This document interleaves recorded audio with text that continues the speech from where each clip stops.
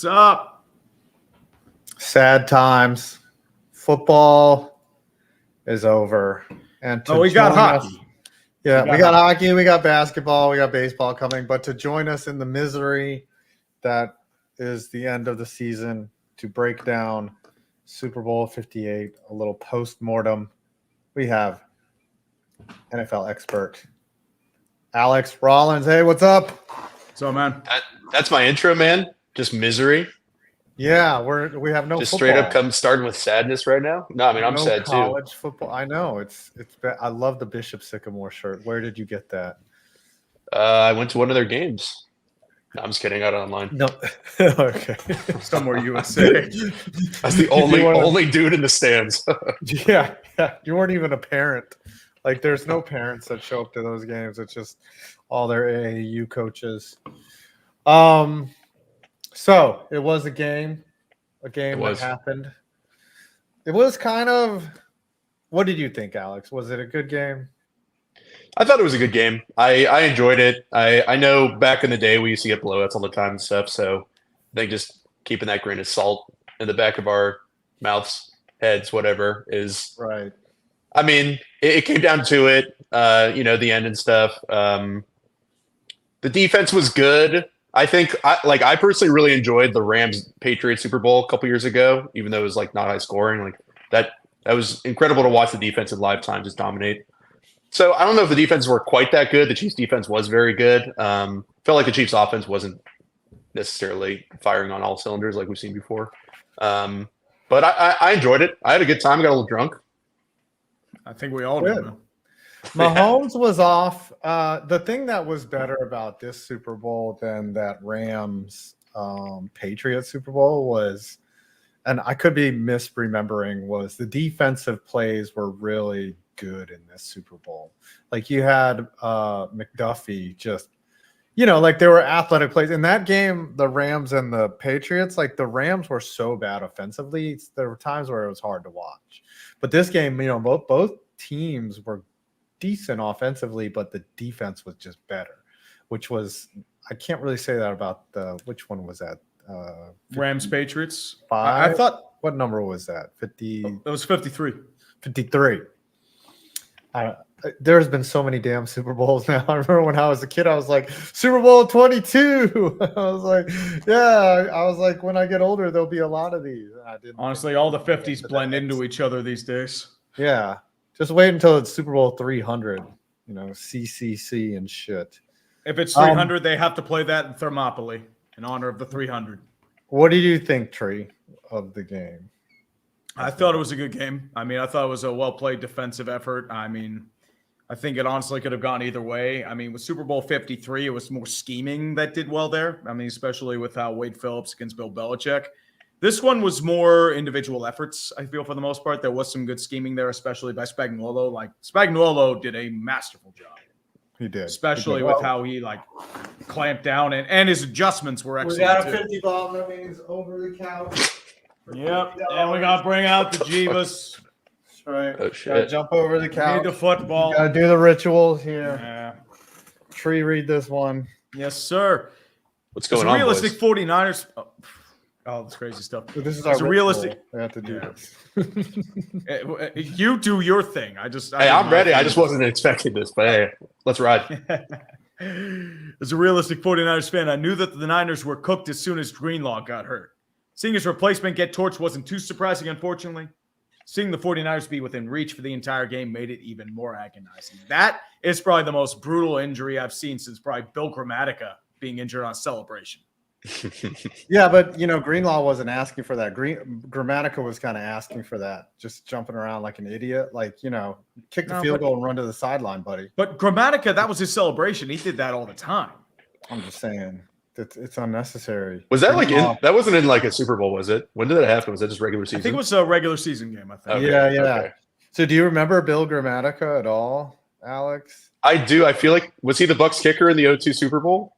No, that was Martine. That was his brother. He played for the Cardinals. Martine looked like Kazoo, the alien, or the Martian, Marvin the Martian. He had a big helmet on.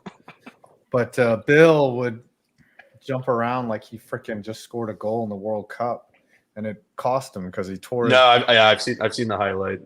Can you imagine that? I mean, I don't know. What happened? Like, imagine the first quarter of the Super Bowl or something, and dude just blows that. I mean, well, I guess it happened to Greenlaw, but right. But with the kicker at least. The thing was, it's like the muffed punt caused him to hesitate, and then he went, and that's the difference between playing in the Super Bowl and tearing your Achilles. Like, that is so crazy to think that you just do that every day, and one little misstep can result in a torn Achilles. Like, the game was close enough too where it was the difference. I mean, I'm pretty sure their backup got torched a good couple times. It was the difference. Like, yeah. I mean, it was between Oren Burks and I forget the other guy's name. It was Oren Burks was getting lit up. Burks was getting hit pretty hard. I think Flanning Fowles. I was like, that's Flanning Fowles. Yep, that was the guy I was thinking of. Yeah, he made a couple plays, but for the most part, like, it's not Trey Greenlaw. The other thing was Mahomes was not good in the first half. Like, he threw a pick. He was pressured. He was not making good reads, and then Greenlaw gets hurt and causes a little domino effect. Backup steps in, then his backup has to step. Like, those injuries just add up, and that's the last place you need. And then who else was banged up? So Debo had a hamstring issue. Kittle. He went down. Kittle was garbage. Like, if anyone that took any part of Kittle in the action, awful. Like, I thought he'd get more than 41 freaking yards. Right, that was his prize. Do you guys remember at the end of the last Super Bowl when it was mic'd up and he's like, "I'm going to come back with a motherfucking vengeance"? It was like something like that. It was like, well, he did. Damn, not. buddy. No, he did not. I mean, the only vengeance was probably in a video game. Play Madden, got 300 yards. Yeah, at home by himself. Yeah, Jesus. The Niners. Yep, dryer's done. Everyone, got to get my underwear out of there. The Niners. They played well enough to win. They just made the tiny little mistakes, and KC made the mistakes too. Like, they fumbled. Again, they had turnovers, or they had that pick. It's just someone had to win this game, and for all of us, I think all right. You, Alex, predicted 24-20, by the way, on the Media Day stream. So everyone that said that it was going to be a low-scoring game was correct, and that it was going to be a close game was absolutely correct. Like, you nailed it. Not surprised. Yeah, not surprised. That's just how I roll. I figured it was going to be a defensive half. Good at my job. I know what I'm doing here. All right, let's get through some supers here. Lua 503 between Utah Noise and North Phoenix State Sale. Who do you think of the Coyotes? What do you guys think of the Coyotes? That is a mess. If you've been paying attention to that, like, they have had no updates. They missed several deadlines. The NHL Players Association rep is getting pissed at them because they've been like radio silent. They're looking at some land up in northern, like Phoenix, but the problem is, like, the auction isn't going to go through for another 6 to 8 weeks. And other people can bid on that land, and there's still no guarantee that they'll get the zoning permits or anything in that regard. They're still playing in a high school reunion. They're playing a college. Well, the goal was arena. They're playing in a college arena, but the same thing. The goal was always to bring in get an arena deal. Like, that's why they were pushing in Tempe, even though Tempe blew up, and there was a lot of noise coming out of Salt Lake City, like the Jazz owner. Like, they want an NHL team like now. That makes more sense. And like, because Mullet Arena, the lease expires this year. So if things don't pan out, they probably sell to him. They move to Utah and they get the clean slate. Slade Lawson Tree, do you think the Pens trade Gensel, or do they dump a guy like Raquel? I mean, what value does Raquel have? I think Raquel might have a limited no trade clause. Let me take a look at this real quick, because I know you look confused, Alex. How many hockey players can you name right now? Name 2 active hockey players, Alex. I'm going to give you Sidney Crosby, but I'm not sure if he's still playing or not. He is playing. Yeah, he's playing. He's active. Okay. Oh, yeah. I know he's like the best too, so I just sound like an idiot. I mean, he's one of the best. Raquel Come has a on. modified no trade clause, so I don't know if you can. He has a 18 no trade list. Come on, one more. I know you got one more in you. Mark Smith. Mark Smith, close. What about the guy that is the Russian guy? There are a bunch of Russian guys, dude. Are you kidding? You don't know Alex Ovechkin? Oh! Is it Come on. Charnovsky? Tchaikovsky. Yes. Bach. Who's the Bach? All right, Darian Clark. I got Justin nothing, Ross, dude. I got nothing. Jimmy Garoppolo has 2 Super Bowl rings by not contributing at all in the playoffs / Super Bowl. Biggest loser, Tyreek Hill, by the way. Oh, I have a question for you. How do you feel about Kadarius Toney getting his 2nd Super Bowl ring? I'm fired up, man. Kadarius. I mean, He didn't do shit. it's He kind of got crazy. carried. It's kind of crazy you could get scratched and still get a ring, but I guess that's how it rolls. I mean, Dude, practice squad guys get rings, don't they? yeah. Yeah. I think. If Do they? think If you there's play a- a game, do you get a ring, or is it I just think like? yeah, if you play a single game, you might get a ring, unless I don't know.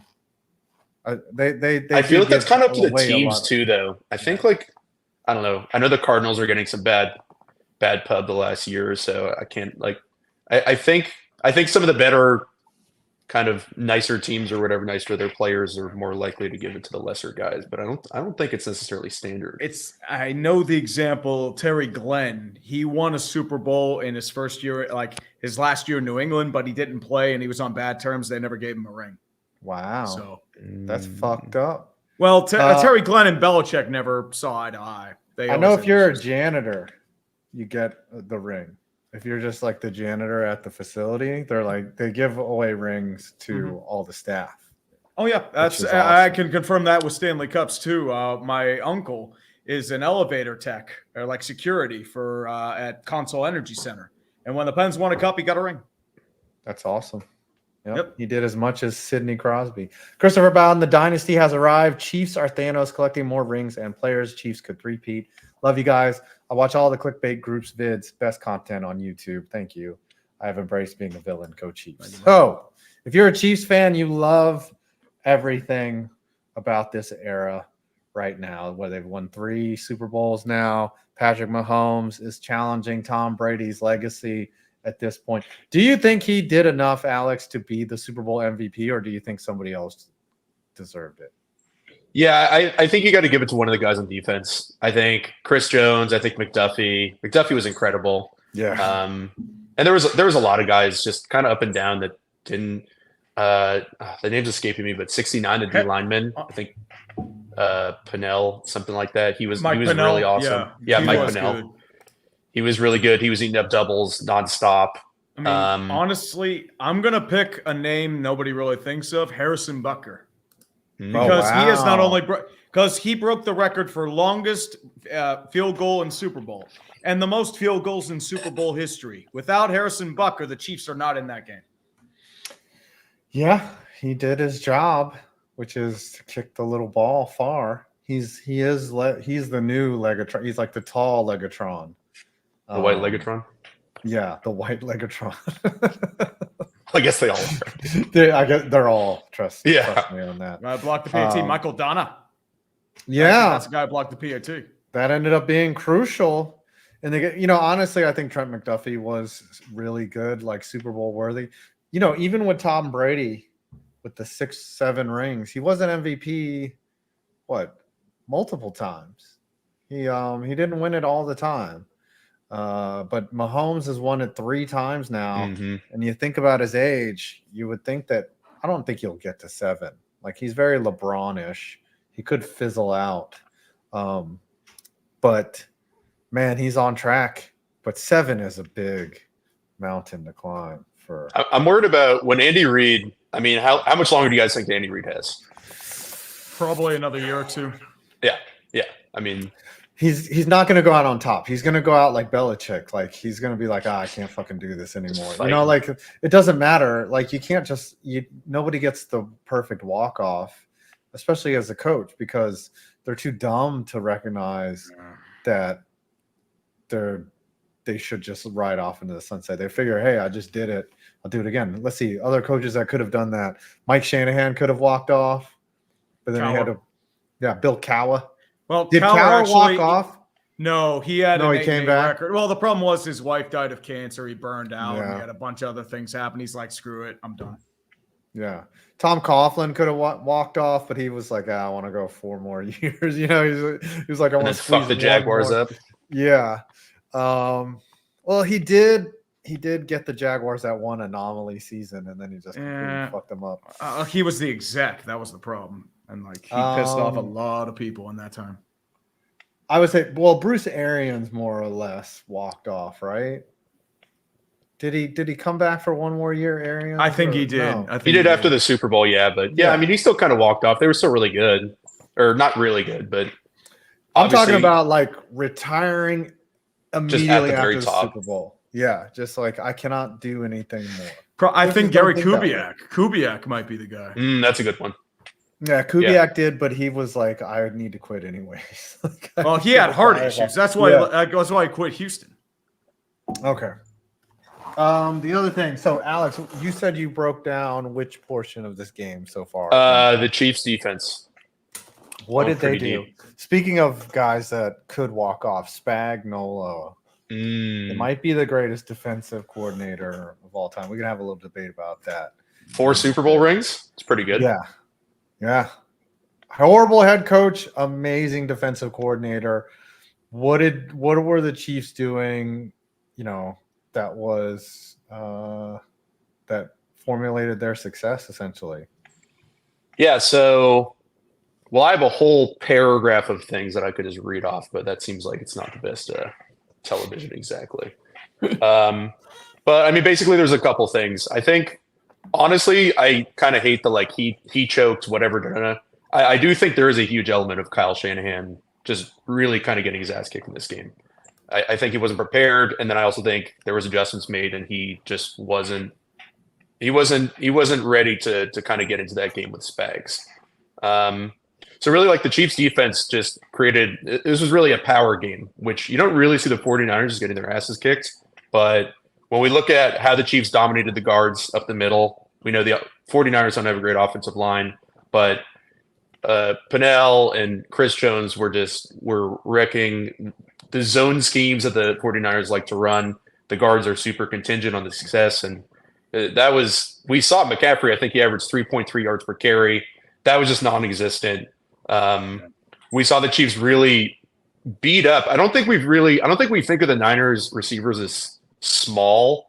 I think because they always have Kittle and Juszczyk and McCaffrey out there. I guess they're just not really a receiver-dominated team, but they were beating up Ayuk and Debo pretty bad. Debo was really kind of, well, the old school terminology for GOAT of the game, kind of, where he was, if Shanahan was setting out to make somebody an MVP, maybe besides McCaffrey, it was Debo. He had 11 targets, 3 catches, 33 yards, really didn't do much. And if you kind of get down into the weeds with the stats, Debo has always been the zone receiver for the Niners, and Ayuk has always been the man receiver. And Debo had the lowest yards per route run against man on the team, just 1.19. Ayuk was the opposite. He had 3.8. So the Chiefs kind of started as like a zone game. They were playing a lot of too high. We saw the Niners kind of hit some in-breakers over the middle pretty early on. And then they just went exclusively man almost.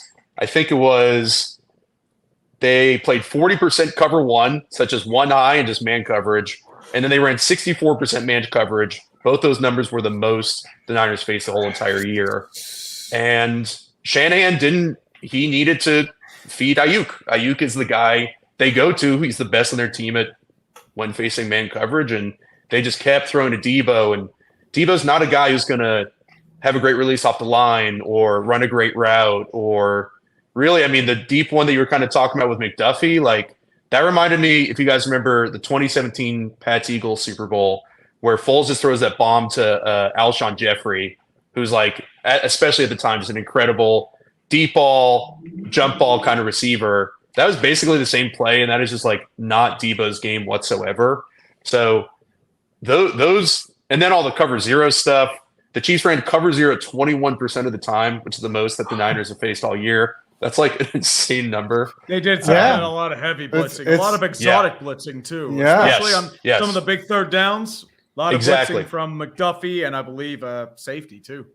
So they clearly read this guy. They were like, "Hey, Brock Purdy, you know, you're going to get rid of this ball. And if you want to beat us deep, go ahead. But we kind of know that you don't have that you don't have a Deshaun Jackson that's going to just burn us deep. You know, when they're running cover one, like that's, you know, that should be a quarterback's dream, right? Single safety. Like I should be able, you know, if I'm back there, I'm like, oh yeah, I'm going to throw some deep ball. Now, don't get me wrong. Purdy to me looked good. He covered a lot of those short crossing routes. He covered a lot of the everything underneath. He was poised in the pocket. He seemed ready for all that shit. But he, you know, again, they only got 22 points. Was that all they put up? Right? Yeah, 25, 22. Mm-hmm. Yeah, no. Purdy was Purdy. Like he did his job. I don't think we really saw too many misplays. I think where I kind of get into my Shanahan take is some of those blitz zeros, which the reason why cover zero is so difficult to attack is because you're just bringing one more rusher than they have blockers. So if you don't have a plan, like right when the play starts, you're fucked. And we saw that, as you said, Trey, a couple times. Purdy just didn't. That's on Shanahan. It's on Purdy. It is always a little hard to discern between the two when watching film whose fault it is. Maybe Purdy didn't look at the right read on time. But Shanahan had some weird play calls. If you guys – I guess it was the last play of the game for them on offense, the 3rd and 4, and Chris Jones just comes free. Shanahan ran like play action on the play. It was like 3rd and 4 on like the 7 or 8 or something. Everybody in the house knows you're gonna pass the ball. Like nobody really thinks you're gonna run. If you don't pick up the 4, you're gonna kick a field goal. And then they kind of box the protection. Chris Jones comes free. It was just a really strange play call, and I don't know. There was a couple of those, and then paired with the cover zero issues where you could tell Purdy didn't have a great idea of where to go with the ball. And then on top of that, I don't know what your guys' reaction to like the overtime stuff is, where like he just had never talked about it to his team, but that's pretty bizarre. I'm like, hey, I'm sitting here and I know the fucking rules. Like you're running $1 billion organization.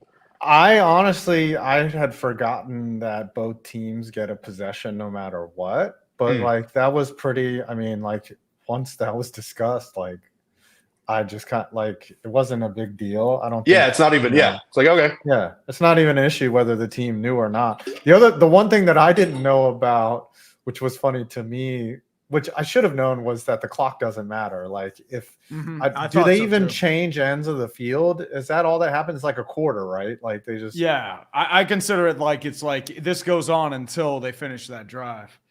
So I think the thing too is that Shanahan was so fixated on that 3rd possession that he didn't think of anything else that happened, because it came out that the Chiefs were going to go for 2 if they had scored a touchdown and needed it. So they were going to go for the kill. So Shanahan never planned for that thinking.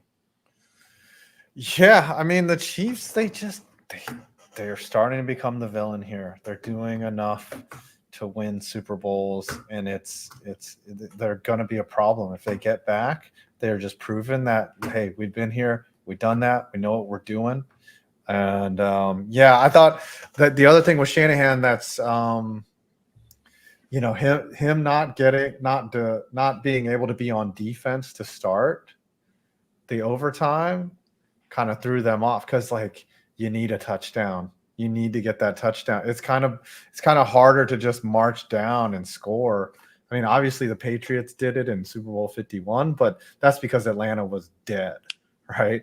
It seemed like both teams were just kind of fresh in overtime, but man, they needed that touchdown.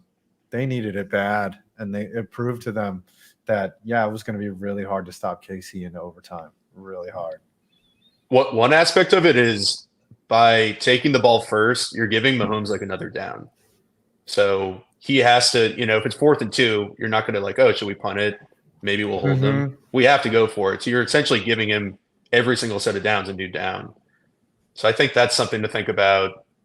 I think. Yeah, he converted on 4th down, right? That was the naked, and then he ran around. Yeah, and you knew that was coming. It's just, how do you defend against that? Like, what are you going to put a spy in and just let him beat you over the middle? Like, no, you're not going to do that. I mean, the only thing that I could see that would have been ballsy is if they just ran a fucking cover zero and just if they would have just gone all out, like, why not? Super Bowl on the line, but that would have been crazy. Which is, that's literally what Spags did. Spags ran a cover 0 on 3rd and 14, which is just, I think, oh no, it was actually that McDuffie play we're talking about. That was cover 0. Really? Like, that is insane. I guess the thing is, Spags has been blessed with competent players, right? Like when they had the Giants, like he had 5 basically all-world defensive ends that were just wrecking shit that whole Super Bowl. So it's kind of easier to be like, all right, just 4 down linemen and get to Tom Brady, get in Brady's face. When you can cover 0 and you have Trent McDuffie out there that can just one-on-one against someone, that's doesn't take a genius, but it does take balls to just continue to roll the dice like that, for sure. No, I think, especially to your point. I mean, on that play, it's a deeper play, right? Cover 0 is really basically what you're doing is everybody is inside their guy because you're trying to cut off the shorter throw. So you're trying to force like an outbreaker. And you're also in your head, right? They have another guy coming, then they can block. So the play's going to come out quick. So for McDuffie to cover all that ground, like he could easily, if Debo gave him a little just hezzy inside, he could easily jump that and say, okay, Purdy's not going to have all day. But he covered, what was that, 40 yards on the field? It was unbelievable. Yeah, and then after that, Debo had that hamstring issue, so he wasn't going to be explosive or cut at all. I don't think he caught another ball after that non-contact injury. He did run a reverse, but I don't think he caught another ball after that. So it was it's tough when one of your biggest weapons can no longer really do much. But I'm giving San Francisco an excuse. They got beat. Yep. That's it. They just lost. And there wasn't really much they did wrong per se. The problem is we don't talk about this without the muffed punt or a block field goal. If it weren't for those 2 things, San Fran wins. Muffed punt was rough. Yeah, the extra point, like it matters, dude. Like every point matters. And I know Dan Campbell should watch that and pay attention, but he's not. He's going to go for it. He would have gone for it in the overtime on 3rd and 4 or 4th and 4. He would have gone for it, Dan Campbell. Which, if he would have got it, would have been the ballsiest thing ever. But like, that's something Dan Campbell would do for sure. That Cowboys-Lions game, do you guys remember the end of that? It was Mhm. like 4th and goal in the 7. Yeah, and then he got a penalty. He was like offsetting, and he was like, "Yeah, fuck it, let's go." It didn't affect the standings at all, but I'm like, dude. It actually ended up biting Dallas in the ass because if Detroit won that game, that'd have been 2nd seed playing Green Bay, and they would have played the Rams. So they might have advanced. The Lim report says the Empire hasn't fallen. It's just under new management. Congrats, Casey and Taylor Swift. Our Shanahan's Niners today, early 90s Bills. The other thing I want to talk about, Alex, is like how much of these collapses is just on Shanahan. Like his players like not stepping up late. Like what? Or is it just, he's just had bad luck or what? Like, I can't explain it. One thing I wrote down kind of watching the film is, so we all hear about the Shanahan scheme, right? So when you have a very defined scheme like they do, and they kind of rely all on their scheme, you have to do things you do things. If you're just doing things through your scheme, it's suboptimal because you're doing something very, very purposeful. Whereas Mahomes kind of has the full buffet, and not everybody can have Mahomes, but he kind of has the full buffet of all the different options within a given offense. But I think we see this with some teams, maybe like the Dolphins or the Niners, I guess, in these big games where they have such a specific game or a scheme. And then when they play a better defense that just knows how to game plan a little bit better, once that scheme is taken away, you still have to run it, and then you're screwed. You don't really have a second pitch, and it's usually because you're compensating for a quarterback who can't really do everything, right? So as you guys said, as we said, I don't think it was really on Purdy, but I think given the amount of talent on this team, they should have scored at least 30. They should have scored more than what they did, and I think Shanahan is so married. They're so married to what they do, and it is important to have that identity. But at the same time, I think it kind of screwed them, and they weren't really able to adjust. That McCaffrey fumble was so big because they were headed for 6. Like it was a great drive to start. The opening script was fire. Yeah, and they would have, if they would have just punched it in, they would have been up 7, and I mean, Kansas City, obviously they can play from behind, but getting punched in the mouth like that would have been huge for San Francisco. And that it just seemed like so backbreaking. I was like, oh man, There was I think 3 false starts too by the O-line that were killer. Like the TV or the camera would go right to Shanahan after them. And it almost looked like some of his soul had been snatched, because I'm sure he was just like, hey, we need to be in 2nd and 5, 2nd and 3. Like Spags going to blitz us. If we're behind the chains at all, we're screwed because we don't have that drop back passing game. And it just kept happening and happening. They'd run 1 yard with McCaffrey, 2nd and 9, false start, 2nd and 14. And just and the drive killers. And you only have so many drives in football. You don't have 20, And it was Trent Williams that was committing that, like a guy that you don't think would do that.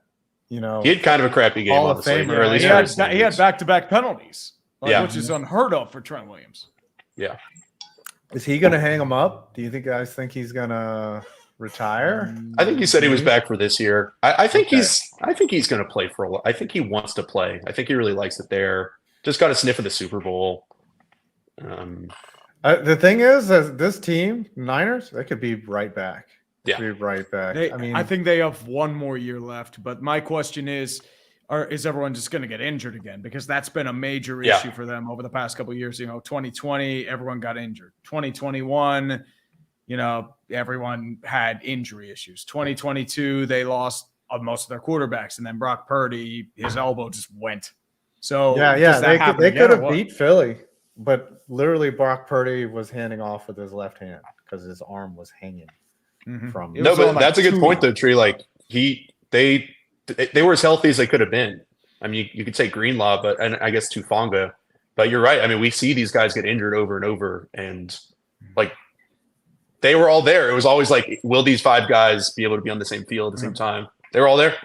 Yeah, here's the thing. Like, Jerick McKinnon, remember him? He was a Niner, got injured, season enders his first 2 years, goes to Kansas City, pretty much healthy. Like, it's a strange phenomenon. That dude is the ultimate 3rd down back. He's like, there's Hall of Fame that they don't let you in. They don't let coordinators in as Hall of Famers. They should let 3rd down backs and coordinators in, because those guys play crucial roles in the success of teams. Like, that's why Five says put McKinnon in the Hall of Fame. I like it. I put him in the Hall of Fame. Him and J.D. McKissick. Put them in. Christopher Brickner, Tree video suggestions: legacy of failure, Steelers versus Patriots, or Steelers versus Belichick, or legacy of mediocrity. He won a Super Bowl. Come on, he won a Super Bowl. I mean, Jared Oberfeld, Schoolhouse Rock 3 is a magic. Kyle Shanahan, if you call it a magic number, I will slam your Johnson in the car door. Hit it. Well, bad news. It's a magic number. I slam my penis in the car door. You slam your penis in the car door.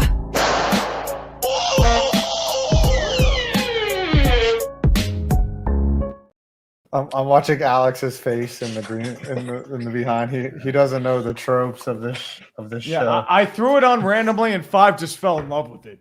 It's just like I had a bunch of memes. Was that thing's Johnson about to get caught in the door? Is that what was going to happen? Yeah. So you don't remember Parappa the Rappa? Bro, I never heard of it.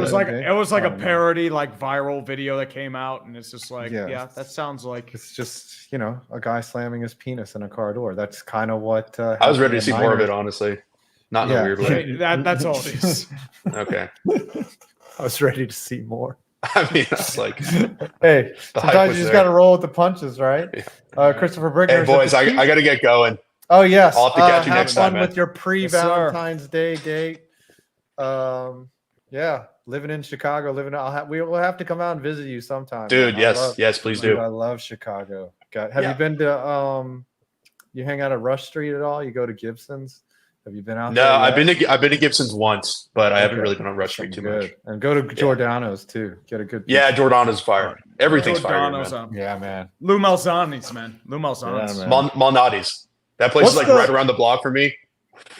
What's the one that delicious. Yeah. Anyways, you never had hot dogs though. Hot dogs closed down. It was so Whoa, good. man.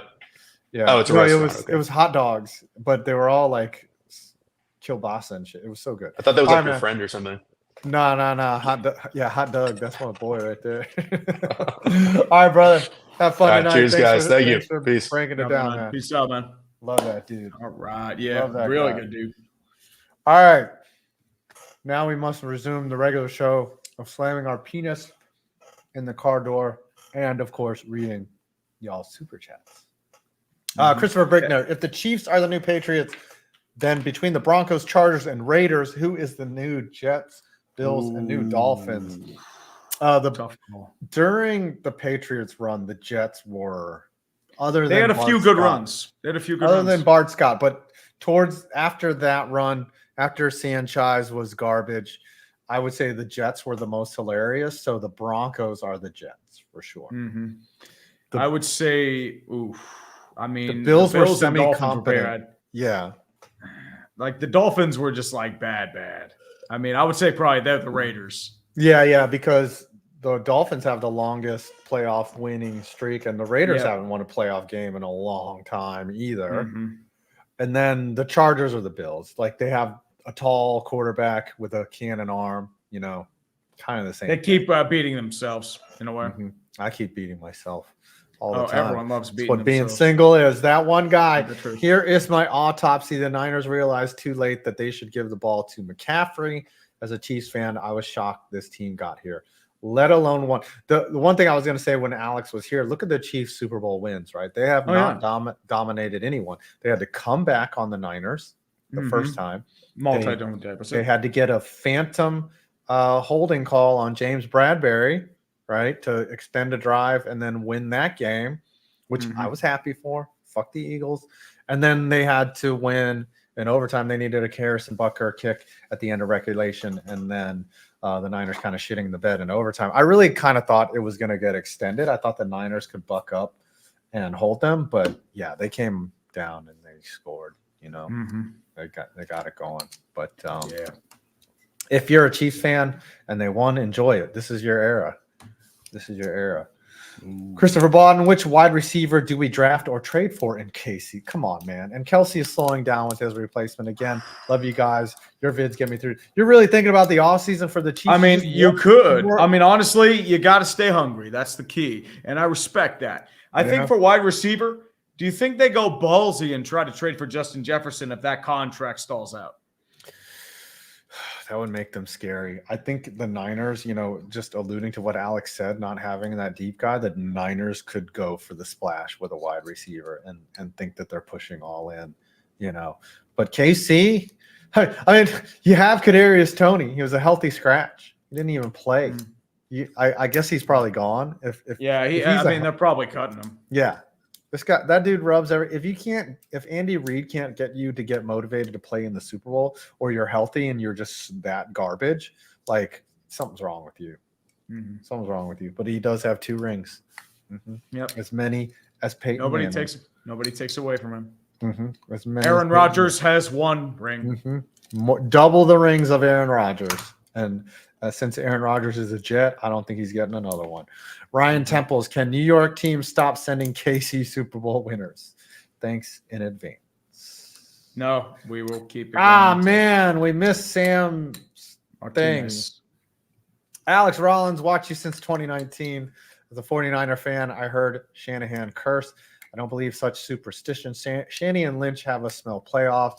Great head coach and GM tandem, a luxury. Other teams, that's the other thing. Like, I think everyone should really respect Shanahan as a coach. The one thing that I don't think he does well is like kind of manage his assets. Like, he doesn't think about fatigue late in games and how it affects. Like, he just sticks to the script, and he's like, he doesn't look at it from an energy output standpoint. Like, man, my guys are tired. I think the problem too, like he over relies on the pass, especially in the second half. It happened in 28-3. It happened in like the first two Kansas City Chiefs games too. And I think the thing too is like he hasn't made that adjustment or that evolution. Andy Reid had the same issue for a long time. Like he wouldn't be able to adjust in the ball. And it took him getting fired from Philly and moving to Kansas City to really finally embrace that evolution. And it took Patrick Mahomes like a generational quarterback to get to him, but I mean, he's still at Donovan McNabb in Philly, and he was really good. Yeah, I mean, Reed was the master of Reed was Shanahan, right? And then what was his knock, right? Clock management. He couldn't. Yeah, clock management couldn't win a Super Bowl. Couldn't win a Super Bowl. Clock management. Of course, Kept all those choking. problems. Yeah, all of those problems go away when you win 3 Super Bowls. No one calls Andy Reid a choker, but had his career ended, 2017. had something unfortunate happened where he left the Eagles and never coached again. Like, that would be his legacy. He's Grant, Levy, Coryell, and Schottenheimer. He'd be with them. Yeah. Who are the greatest coaches to never win one besides you just named? 4? I mean 4. Are they in the pantheon? Yeah, Grant, Levy, Coryell, Schottenheimer. Dan Reeves. Well, Reeves, I think. Dan Reeves did not. Dan Reeves. He might have won as an assistant. He went to 3. Yeah. He won one as a Giant, I believe. Yeah. As a player, I believe. But in NFL. I gotta look this up. Because I know he won 2 to Denver, 1 with Atlanta. And the Atlanta one was like, holy crap, how'd he make it here? Yeah. He was a Super Bowl champion as a player in Super Bowl 6. He was an assistant coach in Super Bowl 22 for the Cowboys. And then he was a 2-time coach of the year. And he went to he was the Falcons head coach. And then he was also the Broncos. Yeah. So he was a great coach. 190 and 165 career win-loss record. That is an interesting statement, C. Kendall. Started with Aaron Rodgers carrying the American flag onto the field and ended with MVS planting the Chiefs flag on the field in Allegiant Stadium. I think it was like mocking Nick Bosa for that, right? Something like that. It's tough. It's tough when that's the last thing of the offseason, No one remembers that until next year. Kaiser and Gilroy. I finished the spectator mode of the Mutant Football League playoffs, and you wouldn't believe it, Tree. The Blitzburg Stillheads won the Mayhem Bowl. The bullshit is real. Wave those repulsive rags. Woo! Is there a video game that you would play when we were younger where you would just like play it in a different mode than it was intended and just probably like the old franchise modes back in the day? I'd always do some weird shit. I would nothing but defensemen and have them play, or I would play baseball games and keep my own stats, because you couldn't keep stats on Nintendo or even Sega Genesis. Oh yeah. And I would just I would track I had a whole spreadsheet and everything, and then I would calculate the averages and then type up everything. I was anal back then. We all were, man. That's how it always goes, and that's the fun part of it. I love video games to this day. I just don't play them enough anymore. I mean, we just don't have the time these days. I love playing video games. David R. for 5. Mike Pennell played a great game filling in for Amenahu. If Chris Jones leaves, maybe it would allow KC to keep Snead while having Pennell take his spot. Pennell's 32. That's the problem. I don't know how much time he's left. He's always been a backup defensive You tackle. skipped Kaiser and Gilroy. Sorry, I forgot. I did the first one. I didn't do this. No, you're good. I now refer to the Niners coach as Todd Shanahan. These past 5 years have been the equivalent of the Sharks' failure in McClellan's 7 years as coach. Oh, Todd McClellan, he just got fired from LA. LA's a mess, hockey-wise. He's touring the Pacific Coast. All right. I want to go through the media day predictions real quick. Do what you got to do. And figure out who did what. I will present the screen here. This is for all of our loyal viewers who watched media day. I mean, we all knew it was really good. The year of fuck you, because Chiefs won. Some really good guesses, by the way. Did anyone get the actual score correct? No, there was no perfecta this year. There was a 28-22, but that was 49ers. Last year, She Got Sports got it exactly right. But here are the correct ones. Well, a lot of them were correct. So Jordan got it correct. Nick, incorrect. Let me get you a red here. Flemlo got it right. He was close. Theo got it right. You knew Theo. Brandon was in the close category, 24-20. Mike got it right, 29-28. Alex, obviously one of the closest. Barry got it right. He got the margin correct of 3. Tub Frog, very close. Smalls never showed up. How about them Chiefs? Really good guess. Isaac Punt's wrong. Macwell got it right. Very close. Philly Special wrong. I mean, he was right about special teams making a big impact in that game. He was correct. Isaac, he just got the wrong team, and he looked right. Dave Rosofsky, sorry, got it right. Blaylock, very close, Justin. Very close, Justin Blaylock. The dude knows football. ATB, close. J&D, completely wrong. Both of them wrong. You got Reds. Minus. Jaguar Gator, got it right. Close. RBT. Fat Asian got it close, 28-23. Yes. It was the closest And score, I then think. Darian was the most wrong at 9-6. 9-6. Yes. Daquan got it right. Bengal, very close. Bengal knows his football. All right. And Chisel got it close. I took the Niners, was wrong. You took the Chiefs, was right. So I'm an idiot. I wanted to take the Chiefs, but you I wanted had, to be a rebel. You wanted to be a rebel. well, I wanted there to be something at stake between us. So Yeah, what was at stake? Pride or punishment or what? did anyone win the Nickelodeon player of the game? Was that a thing this year, or was it just, I don't think. I think it's just for the playoff games. there was no MVP? No, the MVP would probably be Mahomes, right? Yeah. Or they should have given it to somebody different, like Harrison Butker. No, All it right. needs to be Mitch Trubisky, like always, or Kadarius Toney. The non-player MVP. Soaring Eagle 175. Let's talk about something we're not addressing. Once you have to pay Brock Purdy, who shit? Turn out the lights, party's over. That's why I figure they have one more year left. Yeah. Because you got to pay him after next year. Are they gonna make him feel like he's or do they care, right? If Brock Purdy's like not the guy, do they just discard I don't him? know. We'll see. I mean, you're going to have to pay him 45, 50 million, maybe more. Because he's putting up the stats to pay 50 million. The thing is, it's Kyle Shanahan. He can take Jimmy Garoppolo to a Super Bowl. He can take Brock Purdy to a Super Bowl. Who's the backup? He could pick up Mitch Trubisky. Sam Darnold. He could pick up now released free agent Mitch Trubisky. Well, you have to remember the original plan was supposed to be Trey Lance, but he got Bledsoe. Yeah, well, Trey Lance was also garbage. Trey Lance never really got much of a chance. He just kept getting injured.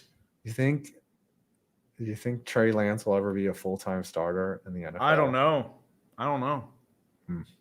And to be completely honest with you, I don't know if he's going to get that chance. His chance was last year. I just don't know if Brock Purdy gets paid. I think they can lowball him because Shanahan can just argue that he's like, dude, somebody will pay Brock Purdy. Somebody will pay Purdy. Do you think, okay, take Brock Purdy and put him on the Jets. Is he as good as he is? He'll do better than what the garbage they had this year. I don't think so. I don't think you take. I think if you take Purdy out of Shanahan's system, that he is not independently better somewhere else. That is my theory. I think he is. I like him. I think he's a good player, but I think it's the intersection of him being decent and Shanahan's system that makes him work, and Trent Williams on the left side. I would say if you what's another team what's a team in the league that you put Brock Purdy on where he is as successful as he is now? Another strong offensive system built to his strengths. I would say Miami would be a pretty good place for him. Ooh. I would say Tuanon angry. Well, Tuanon isn't there anymore. I mean, like, Tua had a dud, and I like Tua, but the dude had a dud for a playoff performance. I would say, Baltimore would adjust their offense to him, so maybe there, because they built that offense for Lamar. They probably built that offense for Brock. Yeah, I think Brock could play in the Ravens offense. Yes, that's a good one. Okay. I mean, maybe the he might be able to Vikings. play in the Chiefs offense because he does have some like maneuverability. Yeah, but the Chiefs offense is predicated on Mahomes just kind of freestyling a little bit, don't you think? Do you think Purdy could freestyle? Brock has had some freestyling ability, though. I mean, especially with maneuvering in the pocket and creating chaos. He has done that before. Not at the level of Mahomes, obviously, but I mean, he has done it. Steelers. He would definitely be better than everything the Steelers have. Very true. But I'm the just problem saying, is, how does he do with the play action?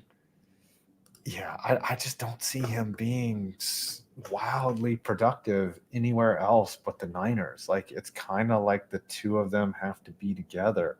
Like, don't get me wrong, he gets paid, but he's not getting $50 million. He's not. I mean, with getting the way the Mahomes cap's money. going up, he could get $50 million. I mean, high-end quarterbacks get 60. Wild.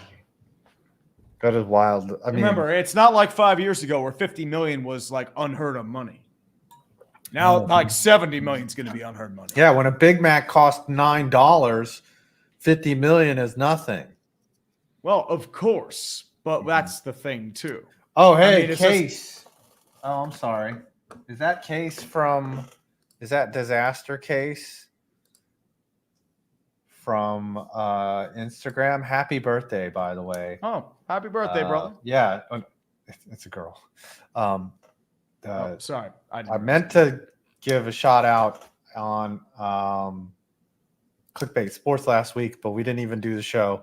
But happy birthday to you. Mhm. I think it was the 11th. Was her birthday? Thanks, bro. She's saying thanks, bro. Congrats. Uh-huh. Mhm. All right. Anyways, there's one more super chat, I think. Yep, bulletproof grass. Yes. This isn't the best place to say it, but I'm done with living. Every Uh-oh. day it's the same shit. Pulling on the facade of being happy. I'm done with living, dude. Never give up, man. Hey, dude. I mean, we've all been through that shit. I mean, I've dealt with that a lot more than you'd like to admit. And Listen, or I like hope. like Hey, if you're really struggling like that, please call someone. Please call Seek help. the suicide Mhm. helpline. Like, don't do something permanent for a temporary solution. It's never too late. Mhm. Okay, like, I'm serious. Like, if you're struggling like that, please get help. Please. I do not want to see that. Yes, we're here for you. Like, just don't do that. Mhm. Wow. Okay. Yeah. If y'all have the suicide hotline, can you all post that for us here? I would, if it's not just for, I think 988 suicide hotline. you can just Yeah, call 988 is the 988 is the Yeah. suicide and crisis line. Yes, please reach out to someone, anyone. Appreciate it. Well, now we have 6 minutes to awkwardly close out the show. I do love how we are all pulling through. Yes, I know you're in pain, but please work on something. Gosh, I don't even know how to react right now. I'm just I'm floored. that. I wouldn't want to live with pain, but I can tell you're probably young. You're probably really young. There's got to be something that we can do to help make you feel better. Yeah, man. Exactly. And Hiei says the United States of America is here to help. So if America's always here to help, man. if you don't get cheered up by America, then we need a big bear hug from America. All right. Tree, what did you do on Super Bowl? So did you I streamed on Super Bowl Sunday, man. Oh yeah. So I did it on my channel. I mean, last year we did it on Dumpster Fire, but considering everything that happened with your dad and I was figured I'd not go in solo. a streaming mood. I don't blame you, dude. I mean, how did everything go? Did everything go with the funeral? Did everything Oh, go so okay? that's actually on Thursday. Oh, I thought yeah. that was this weekend. So Okay. yeah, I won't be doing clickbait. I actually have to pack up and leave tomorrow. But I'm actually caught up on work. It's gonna suck. Like, I wrote my dad's I wrote my part of the eulogy today. It was tough. You know what? Since y'all are not gonna be there, I'll go ahead and read it for you to end the show. And I'll see if I can make it through this. Oh boy. I don't have any tissues during the It's okay. This is actually good because I think I'm gonna need to practice so that when I'm in front of everyone, I won't fucking cry. So okay. All right. Let's go. It's very hard to encapsulate my father in a handful of words. So I'm going to tell you one story that will at least show you what my dad was about. I remember being 6 years old when my dad took me out by a fence, handed me a comically large baseball bat, put a ball in a tee, and said, "Go ahead, Adam. Hit it as hard as you can." And from that moment on, and from the moment that the bat struck the ball, I was in love. My father and I shared that love of baseball his entire life, and it brought us closer than you can imagine. He also convinced me to like the Mets, which I guess was the toll I needed to pay. Dad loved throwing with me, batting practice, being at every game, and encouraging me, even though I found it annoying sometimes. It's funny how when you're young, we take our biggest fans for granted. Now, growing up, I was always pretty good at baseball. I made every team. I was an all-star. There never seemed to be much standing in my way, except my sophomore year. I tried out for the high school baseball team, and shockingly, I was cut. I had never in my life been told I wasn't good enough at baseball. And I remember retreating to my room and crying deep tears and simply wanting to be alone. Dad gave me time to grieve. And when it was appropriate, he calmly opened my door. He knew I was upset. And so was he. But so gently, he said to me, "Adam, you have choices to make. It's okay if you want to quit, but it would be really neat if you proved everyone wrong."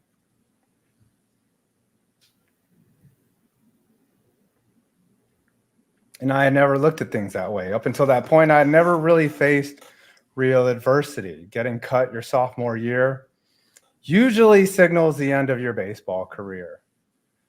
But Dad's quiet confidence was all that I needed. I went to work. I got stronger. Dad threw me countless batting practice sessions. He paid for camps. He drove me all around creation to games. I literally hit him with baseballs multiple times. I bruised his face like a lot. I didn't know if any of it would pay off. All I knew was that my dad believed in me.